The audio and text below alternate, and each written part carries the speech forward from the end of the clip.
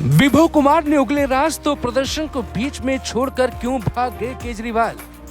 इधर केजरीवाल बीजेपी कार्यालय में घुस रहे थे, उधर दिल्ली पुलिस सीएम आवास में घुसी।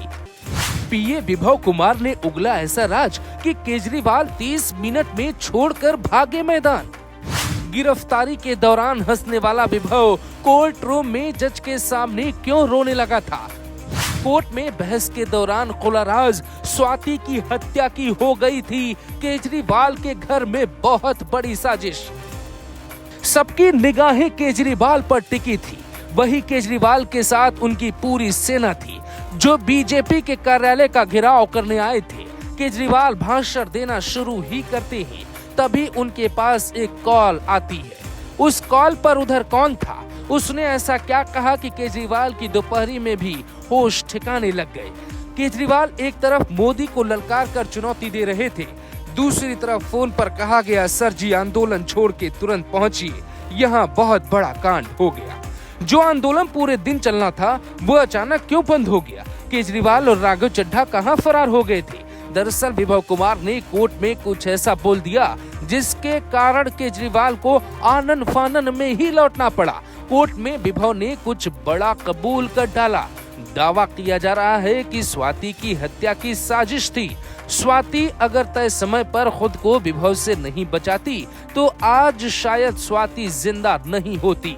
जज साहब को विभव कुमार ने बताया सर उस वक्त सीएम सर घर में ही थे, लेकिन इस लड़ाई में वो शामिल नहीं थे।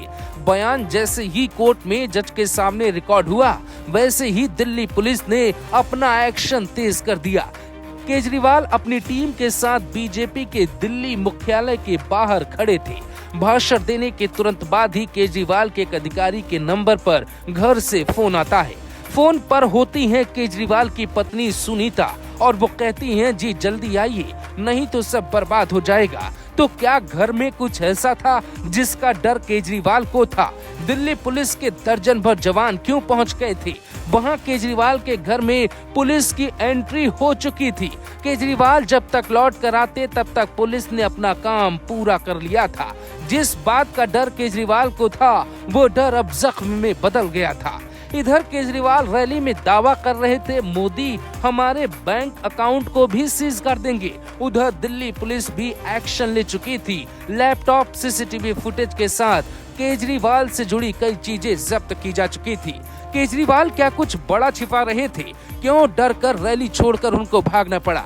आम आदमी पार्टी का दावा है जहां स्वाति के साथ विवाद हुआ वहां सीसीटीवी लगा ही नहीं, तो फिर डिलीट करने का सवाल कैसे पैदा हुआ। खुद पार्टी का दावा है कि केजरीवाल के बेडरूम में सीसीटीवी है लेकिन ड्राइंग रूम में नहीं है। ड्राइंग रूम यानी घर का वो हिस्सा जिसे आम भाषा में दलान या बैठकी कहा जाता है।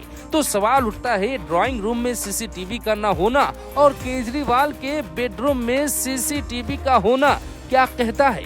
वहाँ तो उनकी निजी जिंदगी है, वो कैसे भी जिए, वहाँ किसी भी कैमरे की जरूरत नहीं पड़ती। यहीं से पुलिस को शक होता है।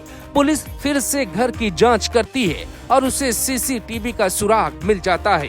कोर्ट में दिल्ली पुलिस दावा करती है कि मिलॉट सीसीटीवी का फुटेज डिलीट किया गया है। आम आदमी पार्टी का दावा है कि सर कोई फुटेज ही नहीं है। तो केजरीवाल अचानक से क्यों भागे। उधर उनके कार्यकर्ता प्रदर्शन करते रहे, इधर केजरीवाल भाग कर घर आना किसी को समझ में नहीं आया। सूत्रों के मुताबिक दिल्ली पुलिस 5 दिन की रिमांड के दौरान विभव को लेकर मुंबई जाएगी।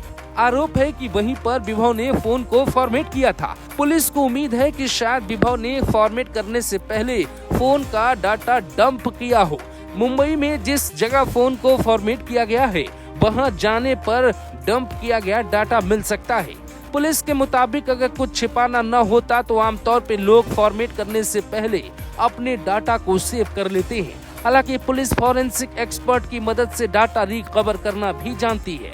इसके अलावा पुलिस विभव को क्राइम स्पॉट यानी सीएम आवास में भी लेकर जाने वाली है, जहां उसकी कोशिश मारपीट की वजह जानने की है। दिल्ली पुलिस के अधिकारी भी ये बात जानते हैं कि केजरीवाल के घर के भीतर हत्या की कहानी रची गई थी। वो तो स्वाति मालीवाल की जिंदगी अभी बाकी थी, वो बच गई क्योंकि जिस हिसाब से वो लंगड़ाते हुए चल रही थी उससे साफ लग रहा था केजरीवाल के घर में कुछ बड़ा कांड हुआ था।